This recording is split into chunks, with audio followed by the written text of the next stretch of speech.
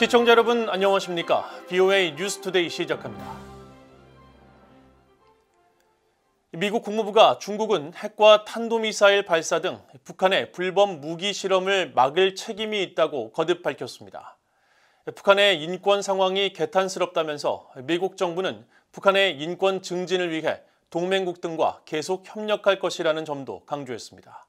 첫 소식 조은정 기자가 보도합니다. 베단트 파텔 국무부 수석 부대변인은 14일 전화브리핑에서 북한 문제 해결을 위해 중국이 구체적으로 어떤 역할을 해야 하느냐는 BOA의 질문을 받고 중국은 북한 핵과 미사일 개발을 막을 책임이 있다는 점을 다시 강조했습니다. 그러면서 조 바이든 대통령도 시진핑 주석에게 중국의 더욱 적극적인 역할을 촉구했다고 상기했습니다. In that meeting, President Biden raised concerns directly about the DPRK's provocative behavior and noted that all members of the international community, including the PRC, have an interest in encouraging the DPRK to act responsibly. The PRC has a responsibility to make clear to the DPRK that Pyongyang should not engage in unlawful nuclear or ballistic missile tests. 파텔 수석 부대변인은 또 북한이 제기하는 위협에 대응하기 위해 중국과 계속 관여하는 데 열려 있다고 말했습니다. 중국의 보다 적극적인 행동을 끌어내기 위해 중국은행 제재를 고려할 것이냐는 BOA의 질문에 대해서는 우리는 제재를 미리 예고하지 않는다며 즉답하지 않았습니다. 한편 국무부 북한인권특사 임명이 지연되는 이유에 대한 질문에는 현재 임명 절차와 관련해 발표할 내용이 없다면서도 북한 인권 문제가 바이든 행정부의 여전한 관심 사안이라고 밝혔습니다. 북한 인권 문제에 대해 여전히 깊은 우려를 갖고 있으며 북한의 인권 증진을 위해 국제사회와 계속 협력한다는 것입니다.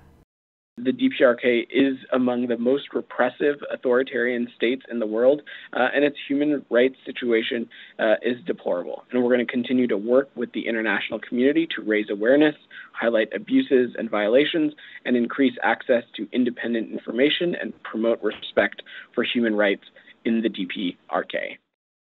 파텔 수석 부대변인은 미국은 인권을 외교 정책의 중심에 두고 있다면서 앞으로도 북한 문제에 긴밀한 관심을 기울이고 동맹 파트너와 협력해 대응하겠다고 밝혔습니다.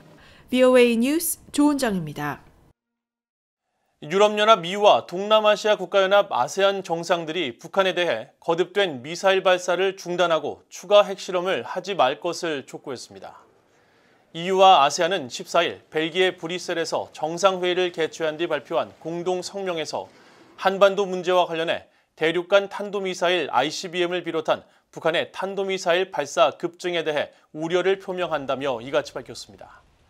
그러면서 우리는 긴장을 완화하고 비핵화된 한반도의 지속적인 평화와 안정을 실현하기 위해 모든 관련국들 간 평화적 대화 제기를 위한 노력의 중요성을 강조한다고 덧붙였습니다. EU와 아세안은 이어 북한의 모든 유엔 안보리 관련 결의를 전적으로 준수할 것을 요구하는 한편 모든 관련국들 간의 평화적인 대화를 위한 건설적인 여건 조성을 포함해 외교적 노력이 여전히 우선순위가 돼야 한다고 말했습니다. 미국 상원과 하원이 2023 회계연도 국방수권법 합의안에서 핵전력을 현대화하고 미사일 방어를 강화하기 위한 예산을 계속 지원하기로 했습니다. 특히 북한의 대륙간 탄도미사일 ICBM 사정권에 있는 괌에 대한 미사일 방어 역량을 강화하는 한편 알래스카에 차세대 요격기 NGI를 추가 배치하도록 했습니다. 이조은 기자가 보도합니다. 미국 의회의 새 회계연도 국방수권법 최종안에 명시된 국방 예산은 총 8,583억 달러입니다. 이 중 핵전력 현대화 사업의 일환으로 해상발사 핵순항미사일 관련 연구와 개발을 계속 지원하기 위해 추가 2,500만 달러의 예산이 책정됐습니다. 당초 바이든 행정부가 지원 중단 방침을 밝힌 해상발사 핵순항미사일 프로그램을 지속하기로 한 겁니다.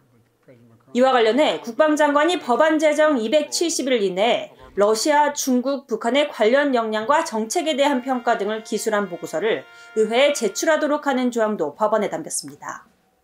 미사일 방어 예산으로는 바이든 행정부가 요청한 수준보다 4억 1천만 달러 높은 58억 9,150만 달러가 책정됐습니다.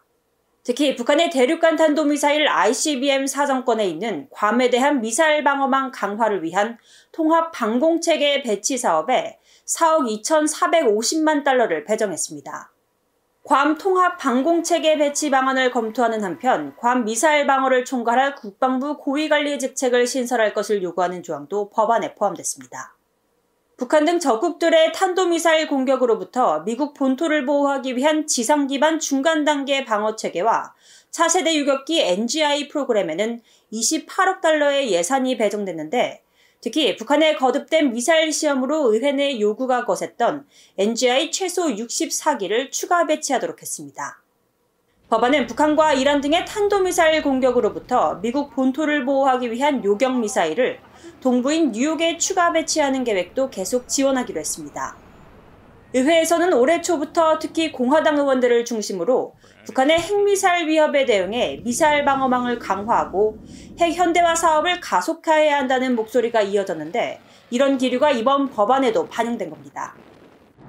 지난 8일 하원을 통과한 국방수권 법안은 상원 표결과 대통령의 서명만을 남겨놓고 있어 올해 안에 발효될 가능성이 높습니다. VOA 뉴스 이존입니다. 호주 당국이 북한을 대량 살상무기 확산과 관련한 금융 위협을 제기하는 주요 국가로 지목했습니다. 호주 정부 산하 금융정보 분석센터는 14일 발표한 국가 확산금융 위험평가 보고서에서 호주가 확산금융 분야에서 민감한 이중용도 상품과 지식 수출을 노리는 국가 기반 네트워크의 주요 공격 대상이 되고 있다면서 북한과 이란을 배후로 지목했습니다.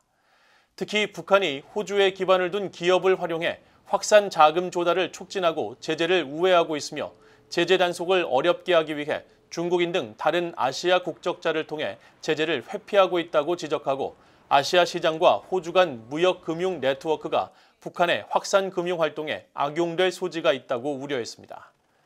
보고서는 다만 호주 정부는 이 같은 제재 회피 시도와 확산 금융 범죄 차단을 위해 기업들의 제재 의무 이행을 위한 지원과 교육 등 다양한 조치를 실시하고 있다면서 기업들이 북한과 관련한 제재 의무를 잘 준수하고 있다고 강조했습니다. 북대서양조약기구 나토가 한국의 나토 대표부 신설 환영 입장을 재확인하며 북한의 관련 비판을 일축했습니다. 나토 대변인은 14일 최근 북한 매체가 한국의 나토 대표부 신설에 대해 비난한 것과 관련한 VOA의 논평 요청에 즉답을 피한 채 한국은 나토의 적극적이고 가치 있는 파트너이며 지난 2005년부터 나토와 한국은 공동의 가치를 기반으로 한 강력한 협력 관계를 발전시켜 왔다고 답했습니다. 그러면서 나토 동맹국들은 지난 2011년 나토 파트너 국가의 대표부 설립 초청에 동의했고 이후 많은 회원국들의 관련 조치를 환영한다는 입장이라고 밝혔습니다. 지난달 22일 주 나토 한국 대표부가 공식 업무를 시작한 가운데 지난 12일 북한의 대외 선전 매체 통일의 메아리는 한국 정부가 이를 계기로 무기 수출을 확대하려 하고 있다고 주장했습니다.